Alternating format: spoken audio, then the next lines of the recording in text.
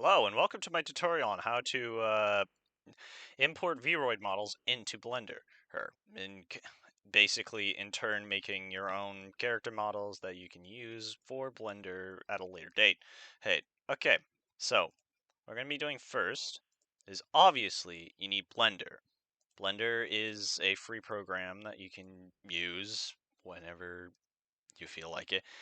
It's free, so you don't really have to worry about any subscription services or anything like that. You can download it on the Blender website, or a better recommendation is to, if you have a Steam account, use Steam, because Steam updates Blender automatically, and I don't know, man, like, why not, bro? It just sounds like a good idea in practice, alright? So I'm gonna boot up Blender, because I have it downloaded on Steam. Then we're gonna be using VRoid Studio, that's here. But where is Blender? Of course, it's not under games, it's under software. Just remember that. It's always a better thing to remember. Launch.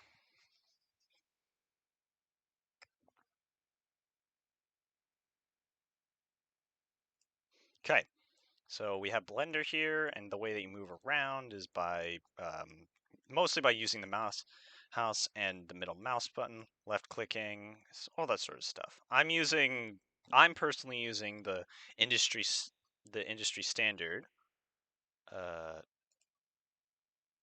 using the industry standard preset uh, control scheme. I'm personally using that because I have to use Maya as well, but you can use the original just fine. Also, this. But anyways, what we're going to be doing next is we're going to be opening up VRoid Studio. VRoid Studio is a character creator mostly used for Unity games, I guess, but it's free. That's the main thing that you don't really care about how and such. So,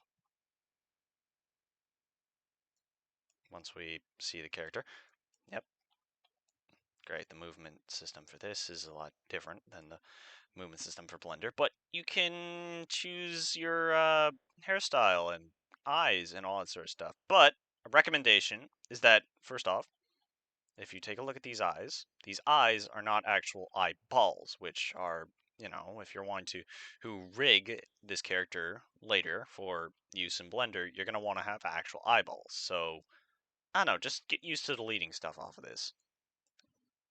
And also that this clothes like this delete parts of the model. So you're probably going to want to start off with something different. We're gonna get kind of complicated with this, of that you might, like, if you want to make actual clothes for your characters and stuff like that, it would be recommended. I would recommend, because the industry standard is using something like Marvelous Designer, which is a thing specifically designed for that. And it runs really well, and you should do it. Here, I'll look it up right now.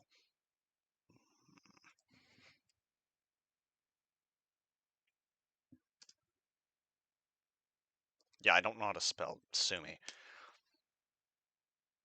Marvelous Designer, Ultimate Hit Cloth and Creation Tool. You see? It's very nice, but it costs money, so we're not going to use it, so good luck. Back to VRoid, though. We're just removing the shoes. You can choose to do whatever you want, and you might want to just go right ahead and go gung-ho with the whole thing, but seriously, what we're looking for here is this base model all on its own, because it has all of these nice measurements and such like that we're going for. But, you know, we don't want to have to uh, rig, or no, we don't want to have to sculpt it ourselves. Then, when we're done and are happy with the model that we have, we then export it as a VRM.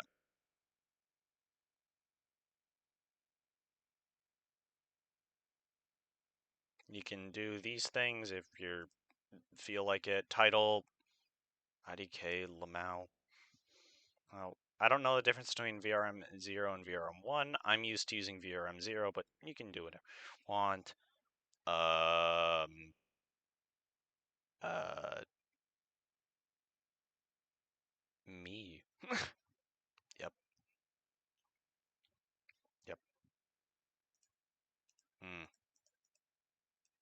can do whatever you feel like with this. What we're looking for is the VRM file itself. Then we'll go over here. You already have VRM for this.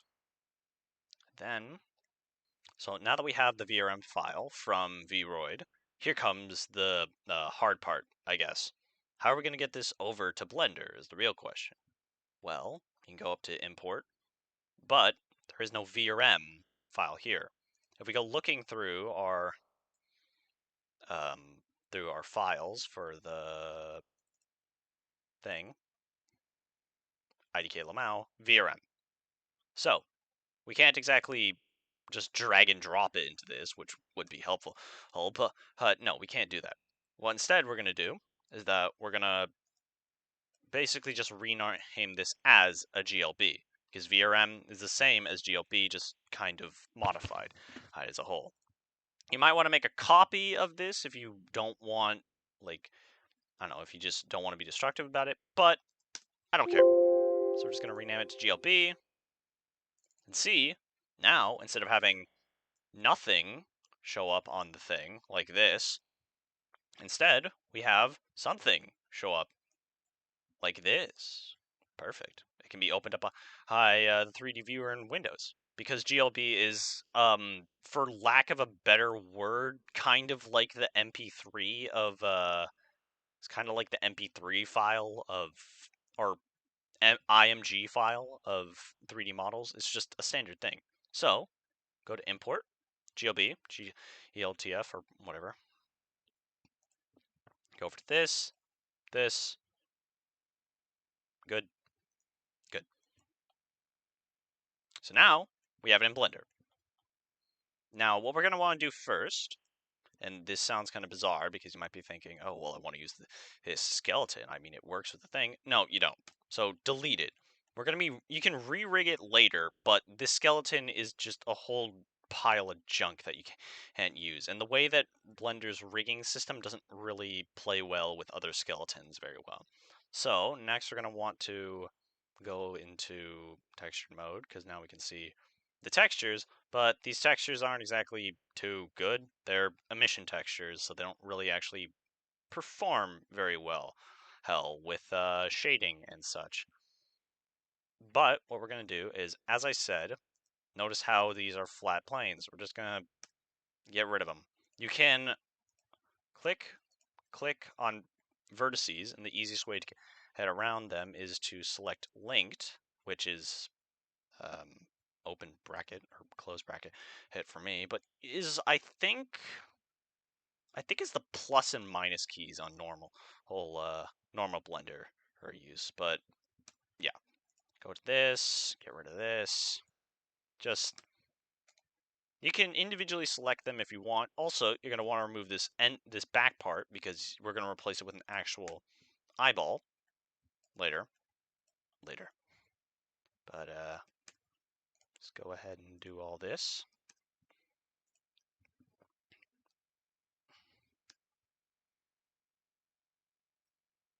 I guess while we're doing this, we can discuss a little bit of of what some of these choices are. Vertices are the dots.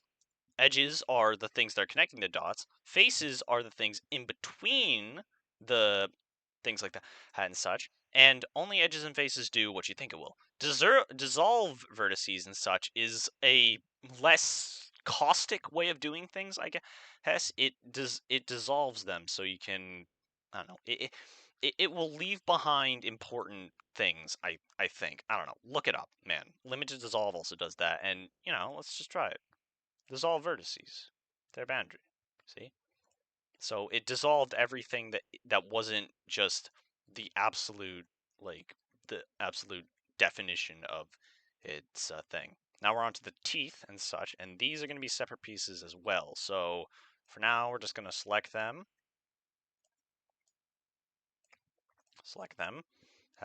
And then we're going to right click and split separate selection by material. Or by selection, sorry, my bad. But we go to this,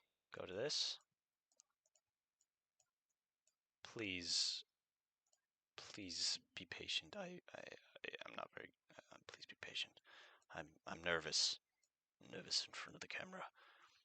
But now that we have everything separated and such, we can make them disappear from here and from here. If you click these disappear from the render, which is different than your viewport. The viewport is what you're looking at right now. Render is what the finished product will look like, hopefully, at the end. And so now that we've deleted everything that we don't need, now we have to get this ready for normal use, I guess, for that. Because if you want to rig this will work, I guess. Not really, because from what I've been taught, you don't really want to have things like this. Select out by trait non-manifold. Non-manifold means some math term or something, which basically means it's not normal in any sort of way. But look, there's holes in the geometry where there are vertices on top of other vertices, dots on top of dots. So what we're just going to do, because it's simple and works, select all non-manifold things, and then right-click, merge by distance. At center means literally the center of where all these dots are yada yada, all the point. By distance is that. You can merge by a certain amount, but you know, this is the minimum thing, and all because they're literally on top of each other, it works. It just works. Non-manifold. Bingo. See? The only thing that's left are these, because the face and the rest of the body are different in pieces. Also, while we're at it, we're gonna get rid of the fingernails. Don't take that out of context, please. Also, another tip you might want to use, if you press F, or F, I think, is on the standard thing, you can zoom in on a point that you click on. Look around in the Blender settings for that setting or whatever, because it will like save you a lot of sanity when you're not having to move around the thing.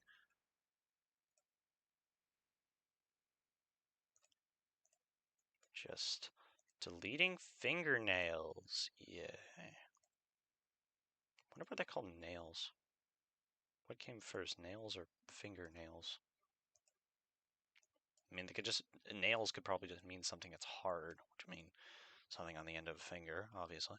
Hey, but why the hell am I discussing this with the audience who isn't even talking back to me? I don't know. I'm bored. Oh, God, I wish I could do this a little bit faster.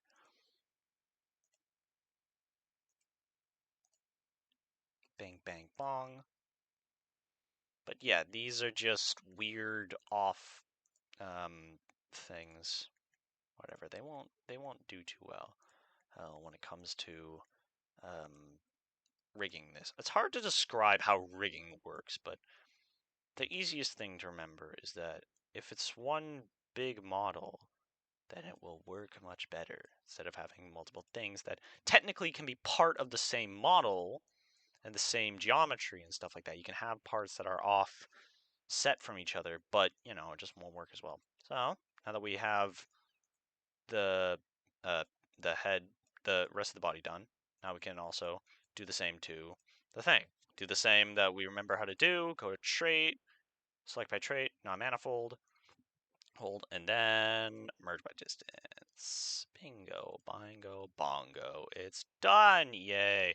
Hey, so now that we have a good model, now we just click, shift click to select, you know, how you would in like Windows File Explorer or whatever.